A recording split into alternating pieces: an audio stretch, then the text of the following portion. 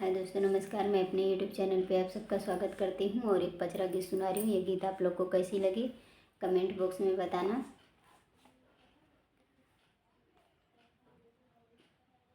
विंध्याचल पहाड़वा पे मैया के मंदिरवा हो कि नीचवा बहना, निर्मल गंगा जी के पनिया हो कि नीचवा बहना, निर्मल गंगा जी के पनिया हो कि नीचवा बहना।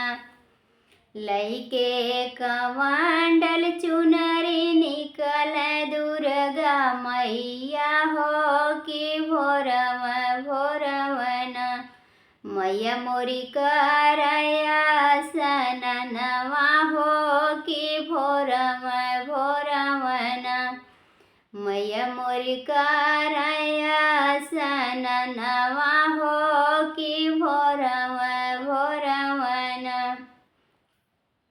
कई के आसनवा मैया बैठे मंदिरवा हो कि देख लगना, अपने भगतन के बिड़िया हो कि देख लगना, अपने भगतन के भिड़िया हो कि देख लगना।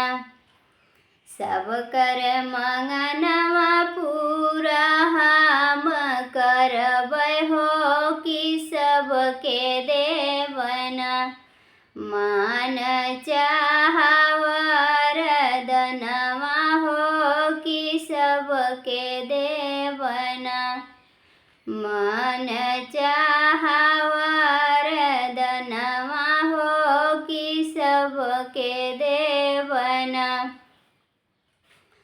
कोढ़ी मांग सुंदर काया, अंधा दोनों नयनवा हो कि कन्या मांगना, मैया सुघर सजनवा हो कि कन्या मांगना, मैया सुघर सजनवा हो कि कन्या मांगना।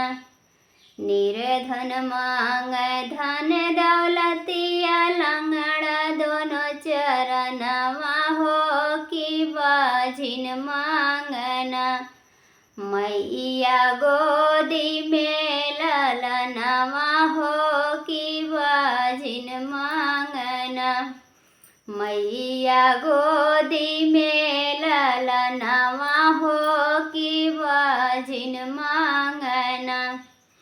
विंध्याचल पहाड़वा पे मैया के मंदिरवा हो कि नीचवा बहना, निर्मल गंगा जी के पनिया हो कि नीचवा बहना, निर्मल गंगा जी के पनिया हो कि नीचवा बहना।